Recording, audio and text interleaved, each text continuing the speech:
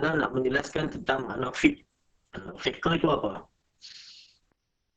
Jadi di sini penjelasan tentang pengertian ataupun tarif satu-satu dulu dia buat. Yang pertama, disebabkan usul fiqh itu murakkab daripada dua. Jadi dia jelaskan satu-satu usul tu apa, fiqh tu apa kan. Usul tu apa, fiqh tu apa. Jadi fiqh itu adalah pada sudut bahasanya adalah al-fahmu, kefahaman. Ini sudut lughah lah, pada bahasa, pada lughah, kefahaman. Wa makna syar'i huwa dan makna fiqh pada syarak, iaitu pada istilah, terminologi dan estimologi ya, kalau dalam bahasa ponden ya. Wa huwa ma'rifatul ahkami syar'iyyati allati tariquha al-ijtihad, iaitu mengetahui hukum-hukum syarak allati tariquha al-ijtihad, yang jalan kepada hukum syarak itu adalah ijtihad. Kan? Kita mengetahui hukum. Contoh dia seperti kal ilmi bi anna niyata fil wudu'i wajibatun, seperti mengetahui bahawasanya niat di dalam wuduk itu wajib. Kan, niat dalam wuduk tu wajib, niat dalam sembahyang wajib, niat dalam segala ibadah pun wajib. Jadi bagaimana kita tahu kata niat itu wajib? Kena tahu, mengetahui hukum itu, yang mana hukum itu adalah jalan ijtihad. Kan? Jadi fiqh ni perkara yang hasil ijtihad para mujtahid. Hasil ijtihad para mujtahid mengatakan, maka keluarlah fiqh tersebut kan. Seperti mengetahui niat itu wajib. Niat dalam wuduk itu wajib. Niat dalam sembahyang itu wajib. Jalan untuk mengetahui ataupun mendapatkan kata wajib, kata sunat, kata mubah, kata harus, makruh dan seumpamanya, jalan untuk mendapatkan ilmu tersebut adalah dengan ijtihad, iaitu kaedah istinbat hukum yang dilakukan oleh para mujtahid. Itulah fiqh.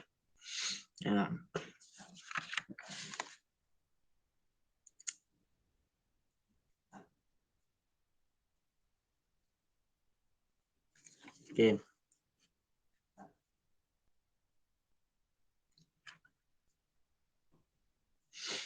Wa anna niyata minal laili syartun, dan bahawasanya niat daripada waktu malam itu syartun fi saumi Ramadan. Itu syarat pada puasa Ramadan. Jadi itu pun fiqh jugalah, mengetahui kata kalau seorang tu puasa mesti menjatuhkan niat pada waktu malam. Kan, tak sah niat pada masuk waktu malam tu sebelum fajar lah. Sebelum fajar. Kalau kata dia niat lepas fajar, lepas daripada subuh, itu tak sah. Ini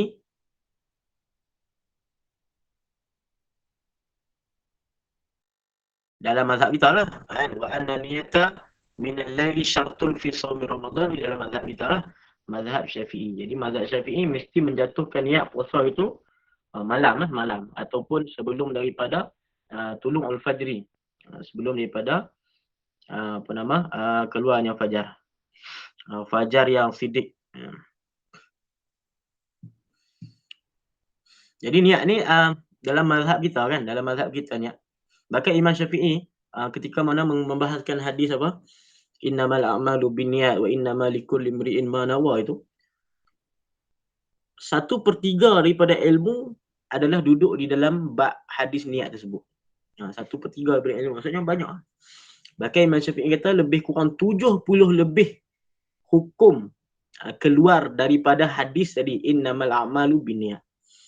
Jadi banyaklah, banyak.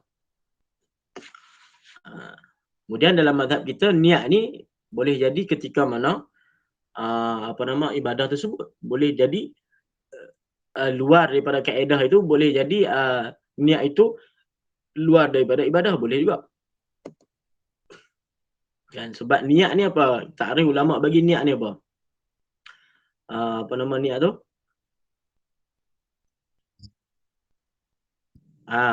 Apa dia?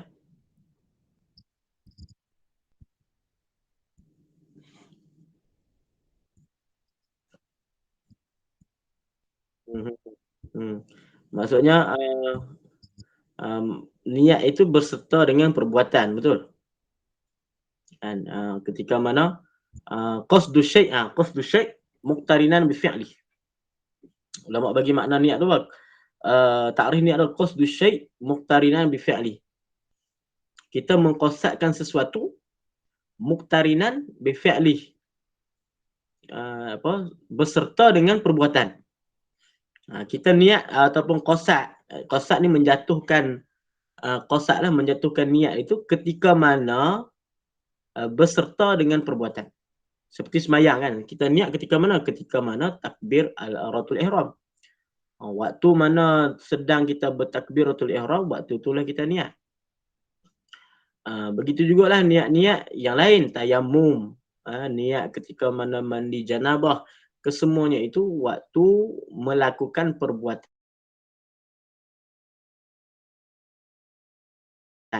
Jadi panggil qasdus syai' muqtarinan bi fi'li.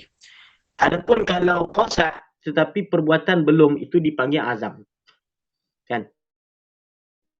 Itu beza niat dan azam. Kalau azam, perbuatannya belum, tapi qasad sudah kan. Kita kata besok kita nak pergi majlis kenduri kan. Esok aku nak pergi majlis kenduri. Hari ni kita dah qasad dah, ataupun malam ni kita dah jatuhkan qasad dalam hati kita, kata esok nak pergi. Tapi perbuatan pergi kenduri tu dah berlaku ataupun belum? Belum. Jadi dahulu qasad daripada perbuatan itu dipanggil azam. Kalau qasad berserta dengan perbuatan, seperti mana takbiratul ihram, ketika mana buat takbiratul ihram, ketika mana itu sembahyang, maka waktu tu kita qasad, itu dipanggil niat. Okey. Kemudian ada juga masail ataupun bab-bab dalam hukum fiqh kita. Boleh kita dahulukan qasad berbanding dengan perbuatan tetapi masih dikirakan niat. Kan seperti puasa, kan? Puasa kita niat bila? Sebelum puasa ke di dalam ibadah puasa tersebut? Di luar ataupun di dalam ibadah? Di luar kan? Dan sebelum kita puasa lagi kita dah niat dah. Kalau ikutkan kepada takrif tadi tak sah, kalau ikutkan takrif kan. Qasdu syai' muqtarinan bi fi'li. Mengqasad sesuatu dalam keadaan serta kita melakukan perbuatan. Kalau kata sembahyang, berarti niat waktu tu. Dalam sembahyang itulah niat kan. Tapi kalau puasa, adakah kita niat dalam puasa tersebut? Belum. Kan? Kita niatkan malam ataupun sebelum kita berpuasa itulah. Kan? Kita niat pagi masa sahur. Kita belum puasa lagi, sahur tu kita dah makan lagi, tak puasa lagi. Tapi itu dianggap sah. Jadi dia keluar daripada khuruj daripada kaedah lah. Beberapa hukum ni ada yang keluar daripada kaedah tu. Di antaranya puasa. Dan antaranya lagi apa? Sembelihan korban. Kan? Sembelihan korban tak semestinya niat waktu mana kita sembelih tu. Kalau kita niat sebelum itu pun dah sah. Padahal belum lagi kita sembelih. Kan? Boleh kita niat sebelum tu. Kan? Tengok lembu tu kita niat belum sembelih lagi, dah dapat pahala dah. Kan? Ataupun dah sah dah ibadah tersebut. Baik. Wa anna zakata wajibatun fi mali sabi ghairu wajibatin fil hillil mubah.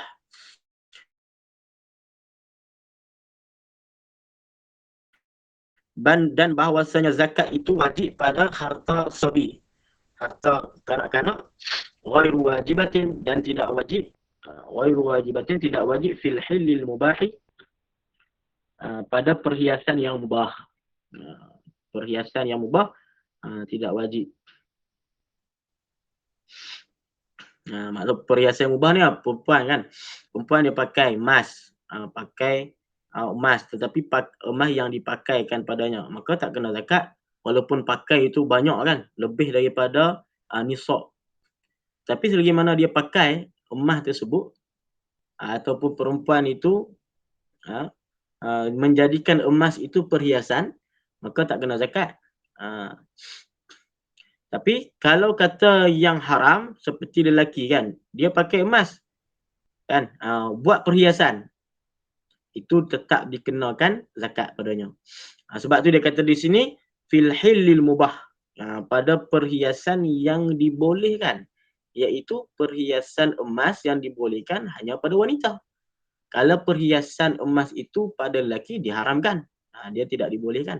Bermakna erti kalau lelaki pakai emas Hukumnya haram memanglah satu. Hukumnya memang haram.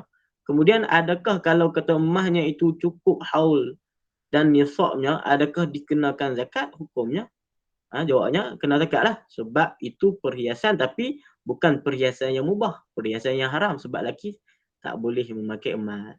Tapi pada wanita kalau dia pakai emas sampai sekilo pun kan. Contoh.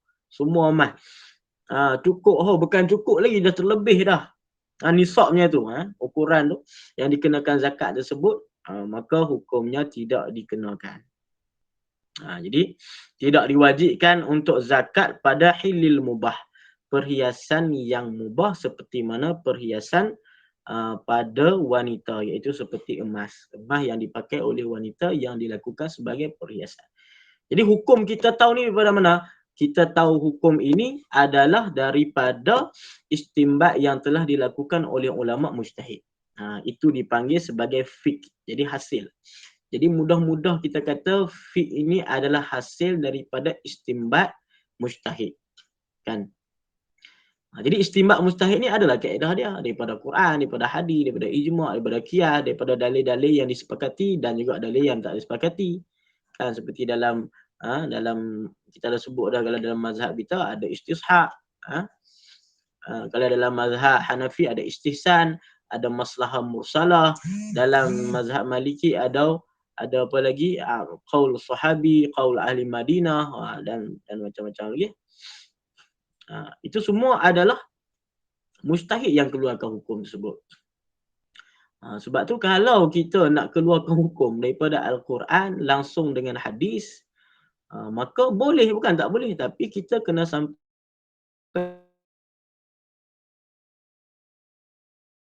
tahap mujtahid tu lah. Kena sampai tahap mujtahid. Kalau kita belum sampai tahap mujtahid, setakat mana kita hanya baca Quran dan baca hadis saja, itu belum tentu kita mengeluarkan hukum. Kan? Sebab kita ini bukan pada posisi keadaan kedudukan mujtahid. Kalau mujtahid baru boleh lah. Wa kal qatli bimithqalin yujibul qisasa. Dan seperti membunuh dengan benda yang berat. Misqal ni membunuh dengan perkara yang berat lah. Perkara yang berpotensi untuk membunuh, kan, seperti pisau kan, seperti parang kah, ataupun senjata-senjata berat lah. Walaupun tumpul senjata tersebut, itu diwajibkan qisas. Wa nahwi dzalika min masailil khilafi bi khilafi ma laysa tariquhu al-ijtihad. Laysa tariquhu al-ijtihad. Kal'ilmi bi'anna as-salawatil khamsi wajibatun. Dan dia kata lagi, seumpama demikian itu daripada masail-masail khilaf. Itu masalah-masalah fiqh yang dikhilafkan oleh ulama, yang dikhilafkan oleh mujtahid, bi khilafi ma laysa tariquhu al-ijtihad. Dengan sebalik barang ataupun hukum-hukum masail-masail yang mana sifat masail itu bukan jalannya adalah ijtihad. Kalau masail itu jalannya bukan ijtihad, perkara tersebut jalannya bukan ijtihad, maka tidak dinamakan fiqh. Contoh dia apa? Kal ilmi bi anna as-salawatil khamsi wajibatun. Seperti mengetahui bahawasanya sembahyang 5 waktu itu wajibatun, wajib. Jadi wajib itu sembahyang, kan? Kata-kata sembahyang wajib 5 waktu sehari semalam, itu bukan ijtihad. Itu perkara yang datang dengan qat'i, maka itu dia panggil syariat. Ini berbeza syariat dengan fiqh, kan. Syariat benda yang tak boleh berubah, sedangkan fiqh ini dia berubah dengan sebab apa? Perbezaan cara mengistimbatkan hukum. Kan niat waktu malam ke, niat boleh jadi waktu boleh jadi waktu apa, tengah hari ke. Kan ada yang kata kena zakat, ada yang tak kena zakat. Dan seumpamanya. Itu adalah jalanan kita mengetahui hukum tadi adalah dengan jalanan ijtihad. Iaitu ijtihad ulama mujtahid mengistimbatkan hukum tersebut. Adapun kalau hukum ataupun perkara yang datangnya bukan daripada jalan ijtihad, kan, ma laisa tariquhu al-ijtihad, seperti kita tahu bahawa sembahyang 5 waktu sehari semalam itu wajib. Kan, sembahyang 5 waktu sehari semalam wajib. itu bukan tidak dinamakan fiqh, tidak dinamakan fiqh, tetapi dia dinamakan syariat. Dan sebab jalan dia bukan ijtihad. Dan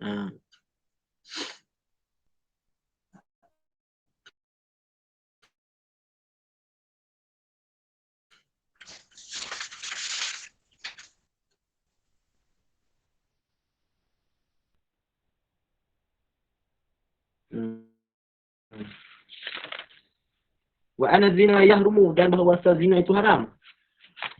Okay, zina haram itu bukan fiqh juga. Tetapi itu adalah ijtihad. Tapi nak meletakkan hukum zina kan, nak menyabitkan zina, ada perbezaan-perbezaan di antara mazhab kan. Di dalam bab kita nak menetapkan zina ni macam mana, kena saksi berapa orang. Yang terjadi khilaf di dalam bab itu dinamakan fiqh. Tetapi hukum kata zina itu haram sendiri, itu tak panggil fiqh. Sebab kata zina itu haram, itu bukan hasil ijtihad ulama, bukan hasil ijtihad mujtahid. Itu adalah ketetapan yang Allah Ta'ala sebut secara sarih jelas dalam Al-Quran. Dan maka benda yang datang, perkara yang datang bukan dengan jalanan ataupun hasil ijtihad, maka tidak dipanggil fiqh. Yang datang dengan hasil ijtihad itu dipanggil fiqh. Tu. Wa nahwi dzalik minal masailil al-qat'iyyah. Dan seumpama perkara yang demikian daripada masail qat'iyyah. Kan? Fala yusamma fiqhan. Maka itu tidak dinamakan sebagai fiqh. Dan masalah qat'iyah lah, semayang, kan? Zina itu haram, apa lagi? Dan sebagainya lah. Sebagainya daripada perkara yang qat'i. Datang daripada perkara qat'i, daripada Al-Quran, daripada hadis yang qat'i, maka dia itu tidak dinamakan fiqh. Tetapi di sini dia tak sebut namakan apa. Maka namanya sebagian ulama mengatakan itu syariat.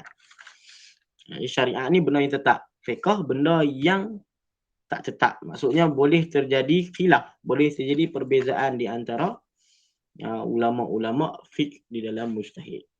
Sebab itulah bila ulama dia mengijtihadkan hukum, maka kalau salah pun dia dianggap dapat satu pahala. Kalau betul dapat dua pahala kan. Man ijtahada wa asaba falahu ajran. Barang siapa yang ijtihad kemudian ternyata betul ijtihadnya, falahu ajran. Baginya itu ada dua pahala. Kan man ijtahada maksudnya orang mujtahid lah kan. Bukan man di situ bermakna man. Kita kata man tu kan isim mausul. Isim mausul kan umum, mustarak. Man itu mustarak, maksudnya boleh sesiapa saja. Akan tetapi man di sini dikhususkan kepada orang-orang yang sudah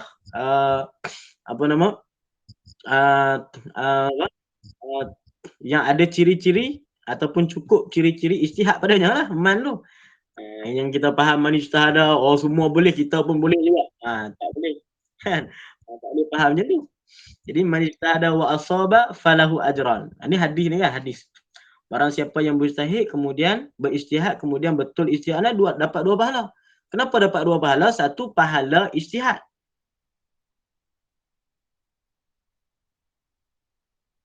Kan hasil dia usaha ijtihad dia tu. Yang satu lagi pahala kerana dia betul ijtihad tersebut. Kan? Kemudian wa man ijtahada wa akhta'a, orang yang ijtihad, yakni mujtahid yang berijtihad dalam satu masail hukum, wa akhta'a, ternyata ijtihadnya itu salah dengan hakikat. Falahu ajrun wahidun, maka dia dapat satu pahala. Jadi betul dapat dua pahala, salah dapat satu pahala. Itu.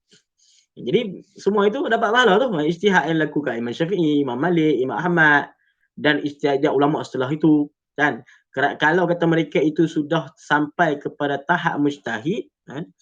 Maka mereka boleh ijtihad. Dan bila mana ijtihad mereka salah pun tidak menerima dosa. Tidak dapat dosa. Tidak dikirakan dosa. Bahkan dikirakan pahala. Tapi kalau kita, sebab kita tak memenuhi syarat mujtahid, kalaupun kita ijtihad, berdosa. Bahkan haram. Sebab apa? Kita tak memenuhi syarat mujtahid. InsyaAllah nanti pada hujung kitab ni, dia akan menceritakan sifatul mufti. Bagaimana syarat-syarat mujtahid. Sifatul mufti ini satu bab dalam ilmu usul fiqh juga. Yang kita sebut dah usul fiqh ni 3 kan. Yang pertama tentang mengetahui dalil-dalil ijmali, yang kedua mengetahui bagaimana cara mujtahid mengistimbatkan hukum berinteraksi dengan dalil-dalil ijmali tersebut, yang ketiga bagaimanakah ciri-ciri ataupun sifat mujtahid. Jadi 3 benda ni, 3 komponen ni, 3 poin ini yang dibahaskan dalam ilmu usul fiqh. Okey. Kemudian dia kata lagi fal ma'rifatu huna al-ilmu bimakna dhann. Jadi maka bermula mengetahui di sini fal ma'rifatu huna, maka bermula mengetahui di sini. Mengetahui apa? Pada takrif tadi, ma'rifatul ahkam asy-syar'iyyah allati tariquha al-ijtihad kan, itu kembali kita kepada takrif ataupun definisi fiqh tadi. Jadi apa makna ma'rifah, mengetahui di sini? Huna al-ilmu bimakna dhanni. Ada ilmu dengan makna dhann, bukan ilmu dengan makna yakin. Sebab tu terhenti fiqh ni pada tahap dhanni, bukan pada tahap yakin. Sebab tu dia bukan qat'i kan. Dia terhentinya pada tahap dhanni. Okey. Kan dhanni ni apa? Dhanni ni 51%, 51 ke 99. Itu dipanggil dhanni. Kalau 100% itu yakin, ilmu biyakin. Yakin ni 100%. Qat'i ya, yakin ni. Bawah pada qat'i, dhanni. Dhanni ni dia berat kepada, kuat kepada ilmu, tetapi dia masih lagi ada syak.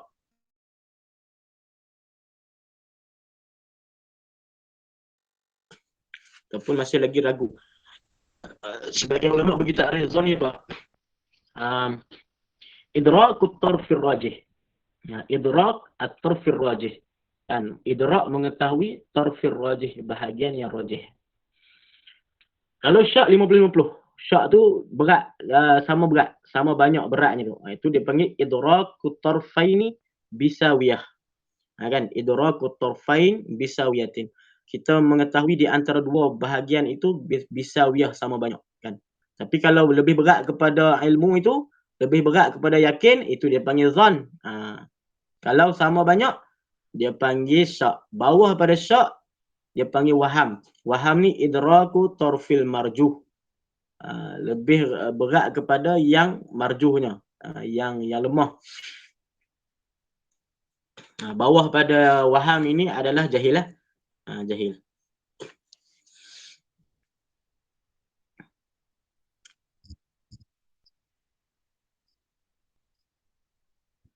Yang ada dua tu, jahil basit, jahil murakkab. Jahil basit ni jahil lah, dia jahil lah, maksudnya dia tak tahu. Ada musyrik, maksudnya dia tak tahu apa-apa. Itu panggil jahil basit. Kalau jahil murakkab, dia panggil, sebagian ulama bagi takrif tasawwurul ma'lum ala khilafi ma huwa alaih. Seperti i'tiqad falasifah mengatakan alam ini qadim kan. Itu dia panggil jahil murakkab tu, maksudnya dia i'tiqad benda yang salah tetapi dia tak tahu kata dia itu salah. Kan? Itu dia panggil jahil murakkab. Sebagian ulama kata macam ni, jahil murakkab ni dia jahil dan dia tak tahu kata dia itu jahil. Itu jahil murakkab. Sebahagian kata tasawwurul ma'lum ala khilafi ma huwa alaih kan. Maksudnya dia mentasawurkan, menggambarkan maklum, perkara yang diketahui, ala khilafi ma huwa alaih, khilaf kepada sebalik daripada hakikat. Kan hakikat kan alam ini kan hadis kan, alam kan baharu. Itu hakikat dia, tapi dia menggambarkan kata alam ini qadim dan dia percaya, dan dia tak tahu kata pegangan etikotnya itu salah. Itu dipanggil jahil murakkab. Jadi ada dua lah. Kalau jahil basit ni dia tak tahu langsung, tak tahu apa-apa. Tidak mengetahui apa-apa pun, dia panggil jahil basit. Tapi dia mengetahui, dia meyakini satu perkara, tetapi dia tak tahu kata perkara itu salah pada hakikatnya. Dia menggambarkan benda itu salah dan dipegang tapi salah pada hakikatnya. Dan dia tak tahu kata dia itu salah. Kan? Itu dia panggil jahil murakkab. Ha.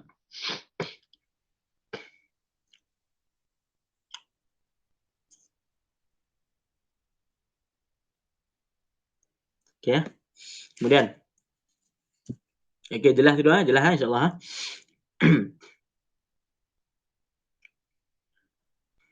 Okey.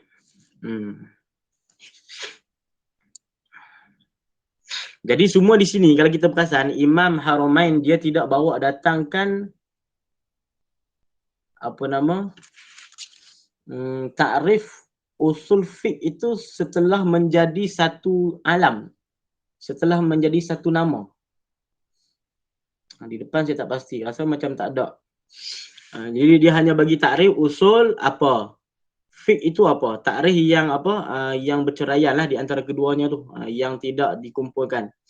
Tetapi ada lagi takrif yang setelah usul fiqh itu menjadi satu alam, satu nama bagi satu ilmu. Kan?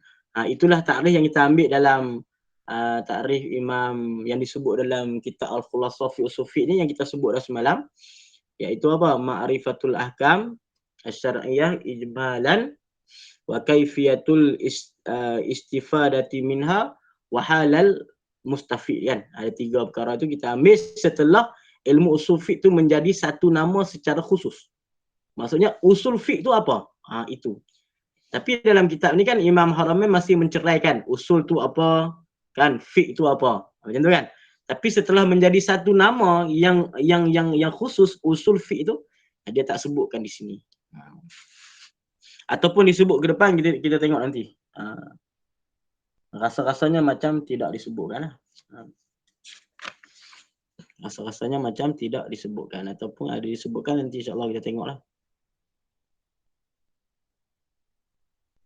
Ada depan nanti ada depan. Depan nanti insya-Allah ada. Ada nanti.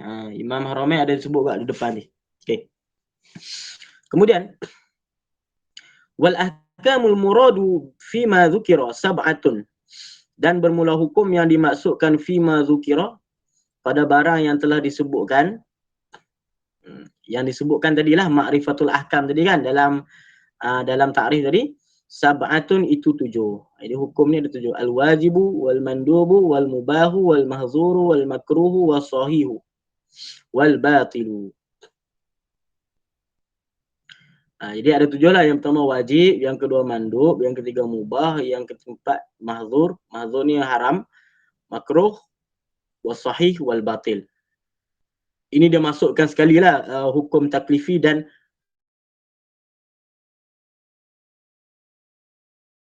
wad'i kan. Taklifi 5 dia. Sah batil tu masuk dalam wad'i.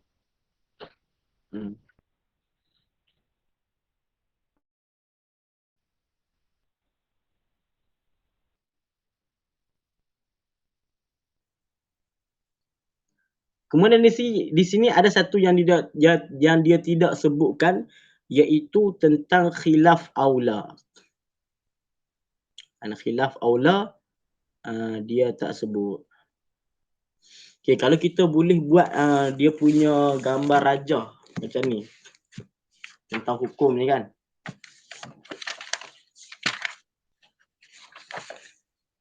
Okey, khitab Allah Ta'ala ni, okey.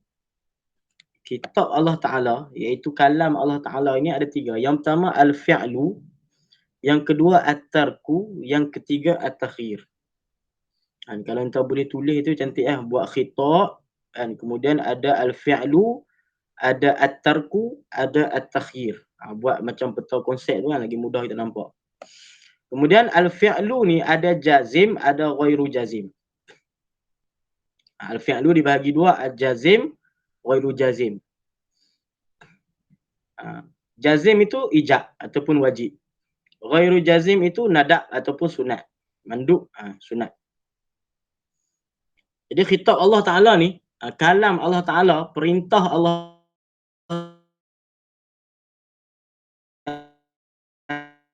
kalam nafsi Allah Ta'ala ni, ada kalanya itu adalah al-fi'lu, maksudnya suruh untuk mengerjakan. Seperti aqimus solah, ita'iz zakah, Ada sebagainya lah. Okey, kalau al-fi'lu itu jazim, maksudnya jazam lah. Kalau jazam, maka keluar daripada hukumnya itu adalah ijab ataupun wajib. Kalau khitab Allah Ta'ala yang al-fi'lu itu ghairu jazim, tak jazam, mana kata tak qat'i lah, tak jazam kepada ni. Kemudian dia dipanggil nadak ataupun sunnah mandub. Kan dapat kan? Okey, yang kedua at-tarku. Khitab Allah Ta'ala ada kalanya at-tarku. Adalah Allah Ta'ala khitab untuk meninggalkan, bukan untuk membuat tapi untuk tinggalkan. Untuk tinggalkan. Wala taqrabu zina kan? Untuk tinggalkan. Okey. Jadi khitab untuk at-tarku ni, untuk tinggalkan pula ada dua juga, jazim dan ghairu jazim.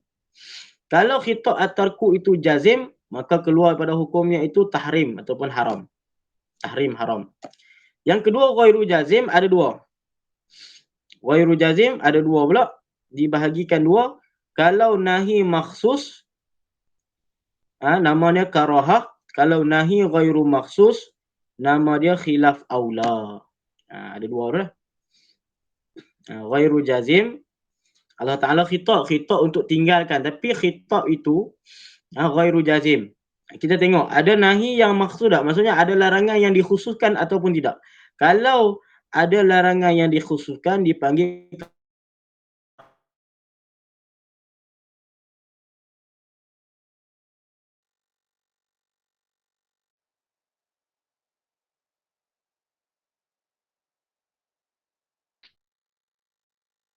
maka keluar daripada atas itu mubah. Kan?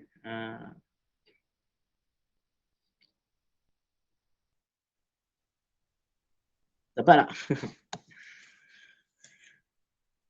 Dapat. Okay. Ini kita nak jelaskan bab khilaf aula ni sebelum kita masuk yang lain kan. Sebab di sini tidak disebutkan, tak silap saya tak sebut. Ya, tak sebut bab khilaf aula, tak sebut. Okey, dalam syarah ataupun dalam hasyiah Dimyati ni dia kata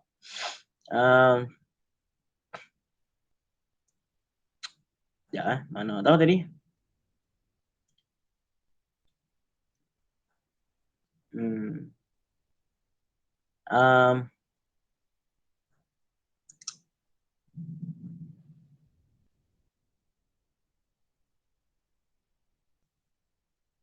Dia kata wa innama usqita min al-ahkam takfiyah khilaf al-aula jaryan ala tariqatil mutaqaddimin alladhi la yuthabbitunahu. Jadi kenapa Imam Haramain dalam kitab Waraqat ini tidak menyebutkan khilaf aula kan? Sedangkan khilaf aula kan masuk juga di situ kan? Masuk khilaf aula sebenarnya dalam khitab Allah Taala ni, hukum yang 7 ni sebenarnya masuk, tapi dia duduk di bawah ghairu jazim lah, khitab yang ghairu jazim.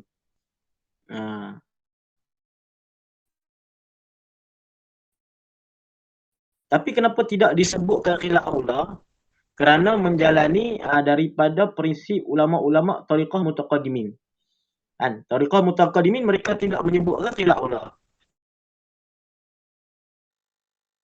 Wa amma mutaakhirun al-musabbituna lahu faqalu al-matlub tarku talaban ghairu jazim in sabatat binahi maqsud fa huwa makruh wa in sabatat binahi ghairi maqsud ay mustafad min al-amri bididhi fa huwa khilaful aula. Ini. Jadi kita nak kata apa ni? Kita katakan kalau entah ada hasyiah ni boleh tengok hasyiah Dimyati ni. Okey, bab khilaf aula ni dalam kitab-kitab usul ulama yang mutaqaddimin, termasuk Imam Haramain lah, dia termasuk daripada mutaqaddimin kan. Termasuk ulama yang mutaqaddimin ni mereka tidak menyebutkan tentang khilaf aula. Tetapi yang mutaakhirin menyebutkan tentang khilaf aula. Seperti Imam As-Subki kan. Kalau kita tengok dalam kitab Jam'ul Jawami', Imam As-Subki memang ada menyentuh tentang khilaf aula. Kemudian dalam usul Ghayah Wusul, Imam Zakaria Syekhul Islam Zakaria Al-Ansari, dia juga menyebutkan tentang khilaf aula. Tetapi dalam kitab yang mutaqaddimin seperti Imam Haramain ini, mereka tidak menyebutkan khilaf aula. Jadi itu jalanan mereka lah, tariqah dia. Tariqah mereka tidak mengisbatkan khilaf aula. Jadi yang mengisbatkan khilaf aula ni tariqah yang mutaakhirin. kan, seperti dalam Jam'ul Jawami' Imam Subki, dalam Ghayah Wusul Imam apa nama Imam Zakaria Syekhul Islam Zakaria Al-Ansari. Okey. Okey, jadi khilaf aula ni macam ni. Okey, kan khitab Allah Taala untuk tinggalkan. Okey.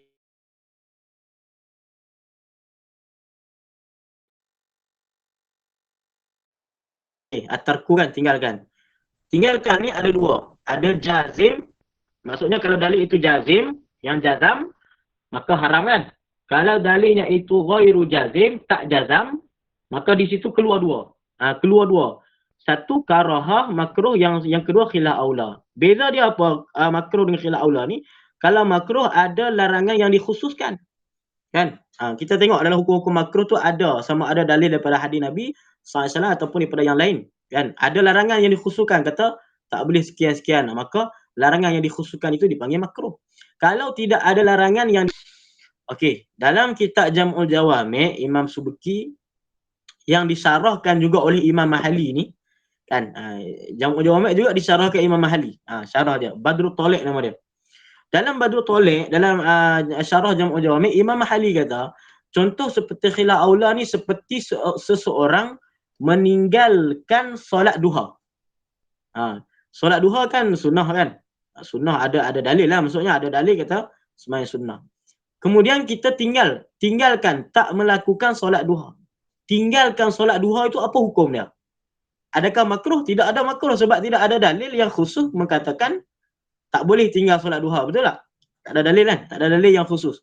Maka bila mana tak ada dalil yang khusus, itu dipanggil khilaful aula. Itu khilaf aula.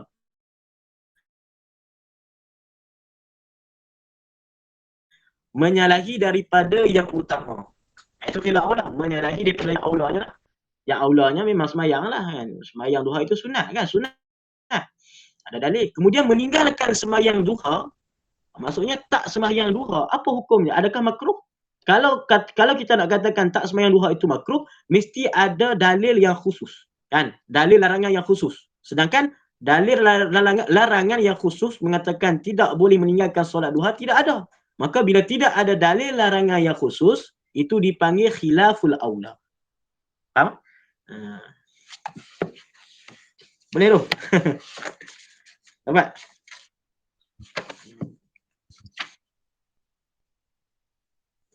Apa dia?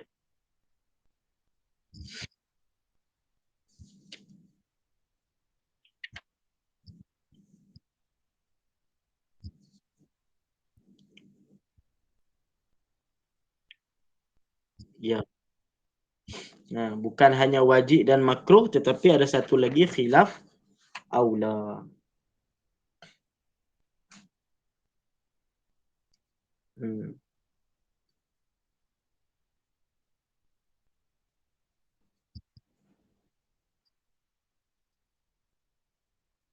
Hmm.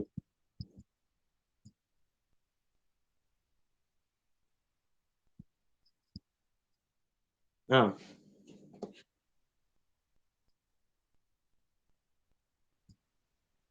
Tu dia. Apa Nabi tak buat khilaf aula semua macam tu.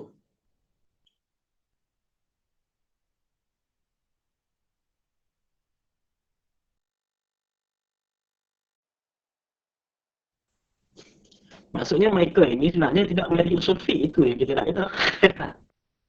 Betul tak? Depa tak ngaji mengistimbatkan hukum daripada hadis, nak berinteraksi dengan hadis tu. Kan. Tu masalah. Jadi itulah pahaman-pahaman macam ni kita memang kena jauhkan lah. Kan sangat bahaya sebenarnya bagi kita. Apalagi bagi orang awam yang tak faham kan. Orang awam dia tak faham apa. Kan dia dia kata hadis Nabi. Hadis Nabi. Betul. Memang hadis Nabi, tapi macam mana kita nak faham? Bagaimana neraca pandangan ulama mujtahid tentang sesebuah hadis tersebut kan? Bukan hanya kita mengambil hadis tu baca keluar hukum, kan itu bukan bukan maqam kita. Tapi kalau kita kata bukan maqam kita, satgi dia balas benda lain pula. Macam-macam. Jadi sebab tu perbahasan ataupun perbalahan dengan puak-puak Wahabi ni memang sebenarnya tidak ada penyudahan. Kan? Tidak ada penyudahan, bahkan menghabis-habiskan masa je, kan. Tidak ada penyudahan sebenarnya. Sebab dua-dua sebab kalau kata dia betul berbahas untuk insaf, maka mungkin ada perubahan, tapi tidak ada insaf, macam mana nak perubahan? Walaupun datanglah dalil daripada apa sekalipun, dia tetap pegang dengan diam, tak ada apa kan.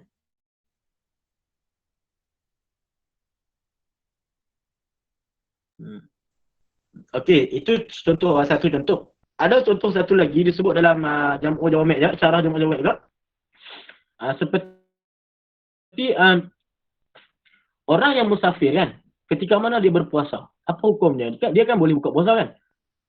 Wa man kana maridan aw ala safarin fa iddatum min ayamin ukhra kan? Kita musafir dalam waktu keadaan kita puasa Ramadan. Boleh tak kita nak buka puasa? Boleh. Mubah hukum dia kan, harus. Kita nak buka puasa tak ada masalah, boleh. Okey. Tetapi puasa itu tak mudarat kita. Maksudnya walaupun dia musafir tapi dia masih kuat untuk berpuasa.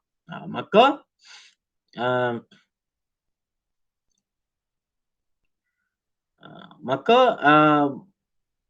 berbuka ketika mana dia itu tidak ada mudarat, ketika mana musafir tersebut, hukumnya adalah khilaf aula. Kan? Itu pun khilaf aula juga.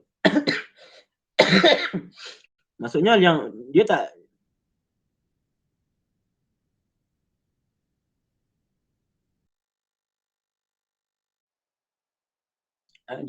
taklah berdosa buka tu kan.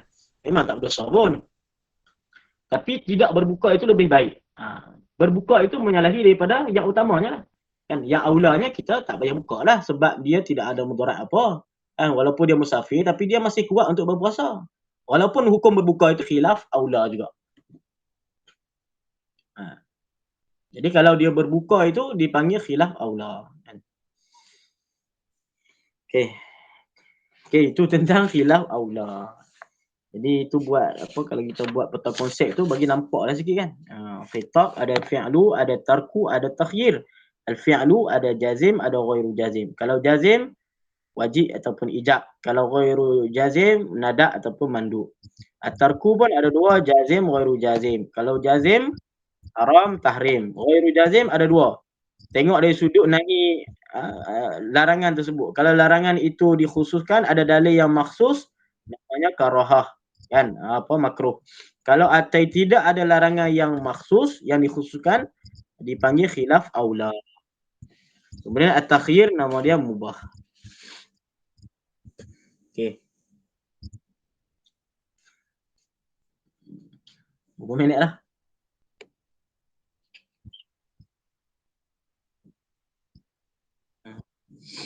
Entah ada kerja lagi tak apa. Kalau ada kerja kita berhenti dulu lah.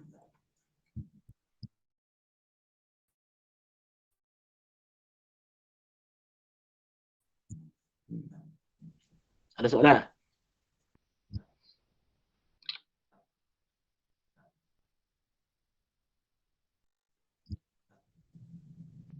Okay, kita sambung sikit lagi bagi sampai di punah ni. Fal fiqhu al-ilmu bil wajibi wal mandubi ila akhir sab'ah. Maka fiqh itu adalah mengetahui dengan yang wajib, dengan yang sunat, ila akhir as-sab'ah. Hinggalah akhir pada 7 ni lah. Mengetahui yang wajib, mengetahui yang sunat, mengetahui yang mubah, mengetahui yang mahzur, mengetahui yang makruh, mengetahui yang sahih, mengetahui yang makruh. Ai bi anna hadzal fi'la wajibun wa hadza mandubun wa hadza mubahun. Itu dengan bahawa perbuatan ini wajib, perbuatan ini sunat, perbuatan ini mubah, harus, wa hakadza ila akhir sab'ah. Dan dan seperti inilah hingga akhir daripada 7 hukum ini. Maksud itulah fiqh, mengetahui kata ini wajib, mengetahui ini sunnah, mengetahui ini haram, mengetahui ini makruh, itu dipanggil fiqh, al-fiqhu, fiqh.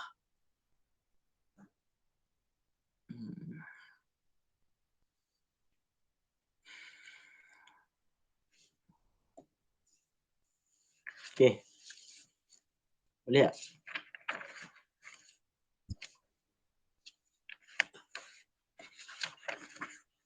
Jadi usul ni kalau kita mengaji dia memang kitab-kitab dia pun tak panjang kan. Tapi kalau kita hurai nak bagi nampak itu, kena baca slow-slow kan. Kita baca laju-laju pun kan, takut kita tak ni kan. Ha, yang penting tu kita nak apa, betul-betul kita dapat kan, itu.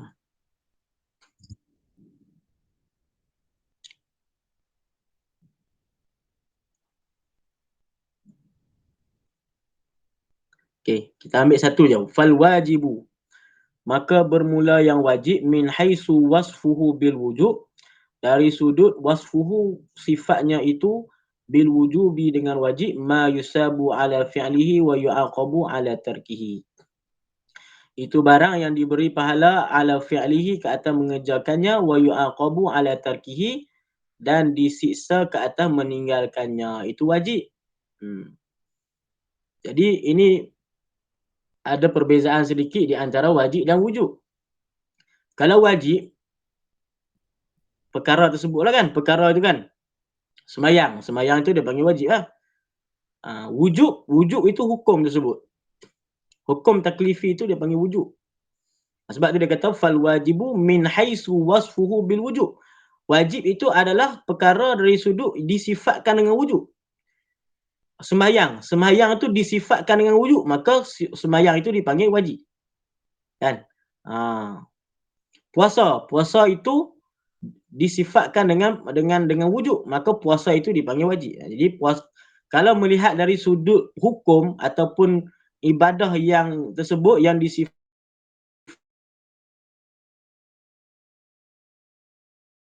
dengan wujud itu dia panggil wajib. Melihat kepada hukum dia panggil wujud, melihat kepada perbuatan ataupun amal ibadah itu dia panggil wajib. Kan? Itu perbezaan dia. Wajib dan juga wujud. Muta'alaq lah, kalau kita belajar hukum akal kan muta'alaq lah, sama kan, sama. Hukum tu wujud, muta'alaq ni tu wajib kan. Perkara yang dihukumkan itu wajib kan. Hukum itu tahrim kan, tahrim tu hukum dia. Perkara yang dihukumkan dengan tahrim dipanggil haram. Zina itu haram. Jadi zina itu dihukumkan dengan tahrim, berarti zina itu haram. Macam itulah. Lebih kurang lah kan. Jadi ini dia punya takrif dia, ma yusabu ala fi'li wa yu'aqabu ala tarki.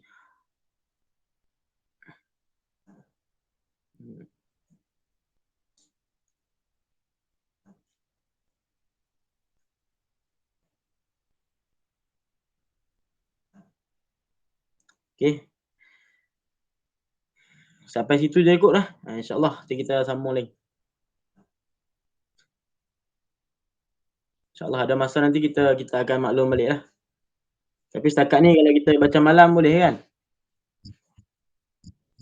Malam boleh lah. Cuma kalau malam yang saya ada kelas tu, mungkin kita baca lewat sikit lah. Mungkin 10 lebih macam tu kan. 10.30 kah. Kalau malam yang saya free, yang tak ada kelas, boleh lah lepas isyak tu kita baca, tak apa. Kalau malam yang saya ada kelas, ataupun ada kuliah tu, kita baca dalam pukul 10 lebih macam tu lah. InsyaAllah. Okay. Wallahu a'lam bishawab. Assalamualaikum warahmatullahi wabarakatuh.